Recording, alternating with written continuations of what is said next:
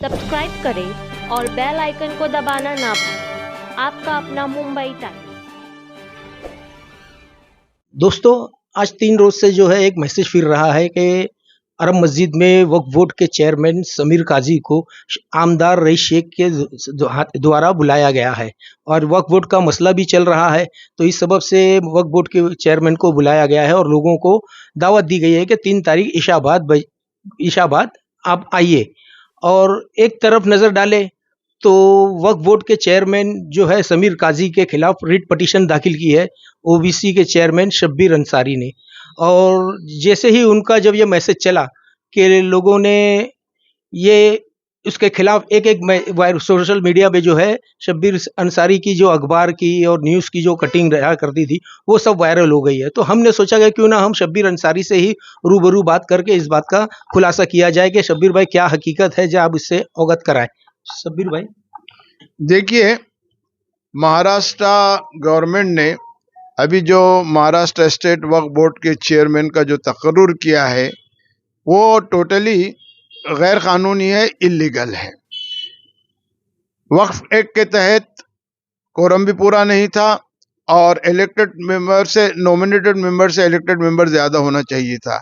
इसके लिए मैंने समीर काजी के खिलाफ जो उसको वक्फ बोर्ड का चेयरमैन बनाया गया है, गवर्नमेंट और समीर काजी को उसके अंदर पार्टी बना करके बम्बई हाई कोर्ट में एक रिट पिटिशन दाखिल की है।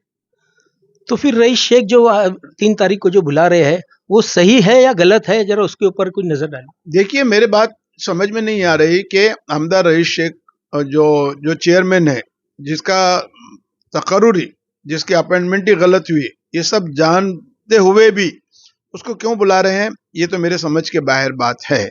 असल में रईस शेख 5 साल हो रहे हैं आमदार रहे।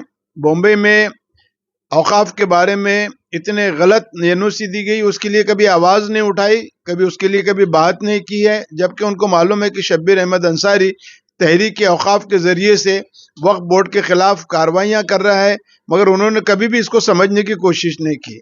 आज समझ में नहीं आ रहा है कि ये समीर शेख को ला करके ये जो एनओसी गलत मिली थी या वापस और लोगों को गलत एनओसी देने के लिए तो नहीं कोशिश कर रहे हैं, ऐसा महसूस मुझे हो रहा है। इस मुद्दे को लेकर आपके जो मुद्दे हुए, जैसे आपने कहा कि रईस शेख साहब को जो है सब चीज़ मालूम थी, तो उन्होंने आपको सीएम के पास लेके जाना मुनासिब समझा इस मामले में, या कुछ और वो कर सकते थे अपने पोस्ट के एतबार से? देखिए, आमदार रईस शेख मुझे अच्छी तरीके से जानते हैं, पहचानते हैं। जबकि मैं रिट पिटीशन दाखिल किया हूं और बहुत सारे अखबारों में, बहुत सारे चैनलों पे बताई दे रहा है, तो उनका काम था मुझसे बात करना चाहिए असल में, और मुझसे बात करके बात ही करना नहीं, मेरी मदद भी करना चाहिए था कि चलिए शब्बीर भाई, मैं आमदार हूं, मैं प्रिंसिपल सेक्रेटरी के पास चलता हूं, मैं सीएम के पास चलता हूं, आप जो कह रहे हैं कि बिल्कुल गलत है और ये कैंसिल करना चाहिए, ये बात ना करते हुए रईस शेख उसको लेकर के फिर रहे हैं, गलत और गैर आदमी को जिसने गलत काम किया है।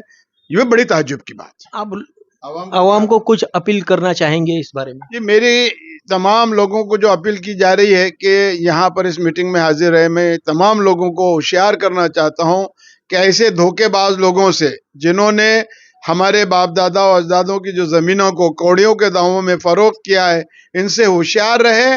और जो मीटिंग होने जा रही है, मैं समझता हूँ कि ये टोटली गलत है और मैं इसको गलत समझता हूँ। इसके लिए आवाम से फिर वापस गुजारिश करता हूँ कि इसका बायकॉट करें।